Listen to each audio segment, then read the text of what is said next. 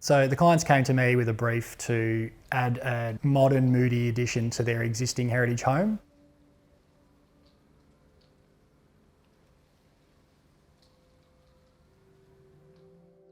A couple lives here with their 2 dogs, and they also enjoy entertaining and having people over for a drink. They make a mean cocktail, so those aspects of the project were important to them to capture, so we had paid particular attention on capturing those moods.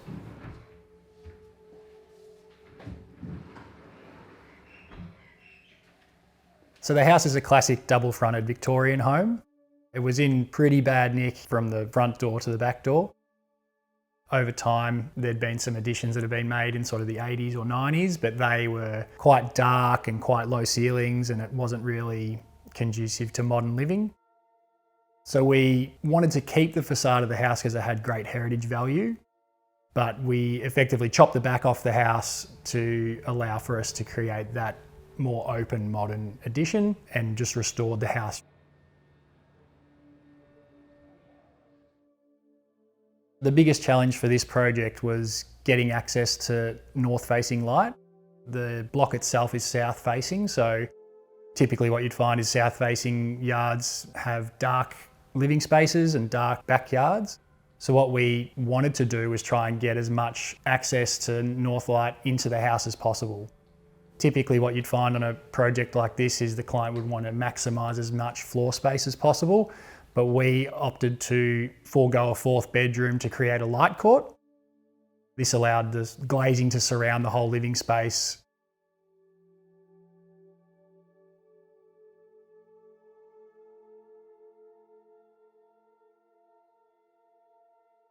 The front of the house, we retained the front 2 bedrooms. We restored them and brought them up to their heritage glory, I suppose you'd say. We ate into one of the 2nd or 3rd bedrooms to create a walk-in-robe and ensuite for a master suite. We then created a study area in that 4th bedroom. From the back of that study room, there's a deliberate step down into the new part of the house. So the detailing becomes a lot more linear and clean. So as you're walking past the light court, we have a bathroom and a laundry, which is part of the breezeway, I suppose you'd call it, on your way to the main living space, which has a dining, a kitchen and a living space. Clients were super keen on keeping the kitchen quite discreet. We wanted it to mimic some of the ideas of the back of the house by being very clean and simple formed.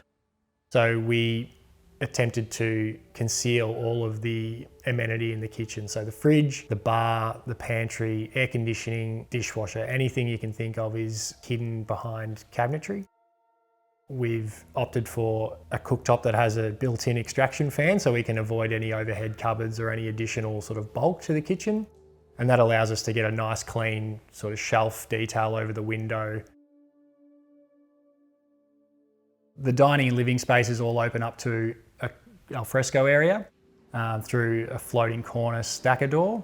That was very important for the clients to be able to easily transition from inside to out.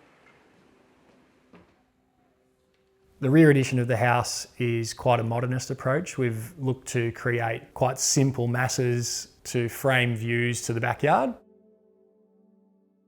Almost creates a more interesting look out into the backyard because it sort of creates a picture frame rather than it just being a huge wall of glazing. We've sort of framed different vignettes where you can see different plants. It's an added benefit that the neighbours have quite large canopy trees, so when you're looking out into the backyard it's almost like a sanctuary, and the clients are really keen gardeners. They did all the landscaping themselves and it's come up an absolute treat.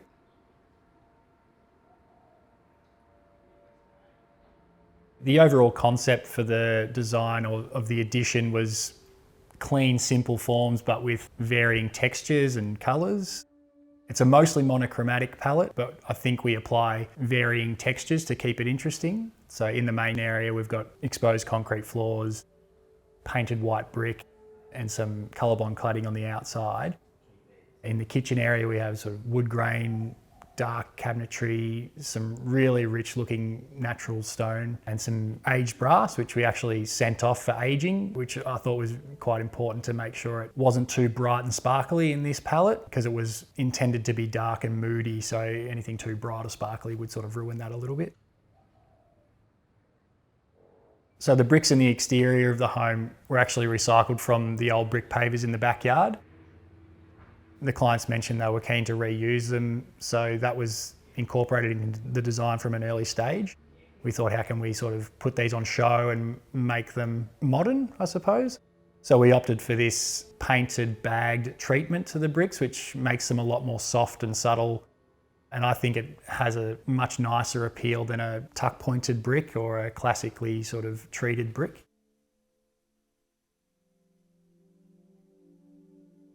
A problem you often face when you're treating these existing heritage homes is that they're not really up to scratch in terms of sustainability measures. They can often be quite leaky and cold. It's hard to keep warm and they get really hot in summer. Because we were restoring the front of the house, we thought it would be a good opportunity to treat it with additional insulation and tape up some of those leaky gaps around the windows and things like that. We've also chosen things like the light cord and extra ventilation, so those measures also add to the comfort of the home.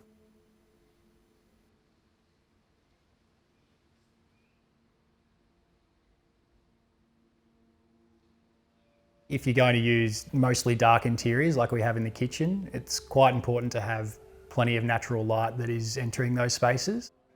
In this kitchen, sure, the cabinetry and everything is quite dark, but we've applied textures to those materials, so the wood grain captures natural light and creates a depth there. So it becomes a little bit more interesting to the eye rather than just a drab, dark material.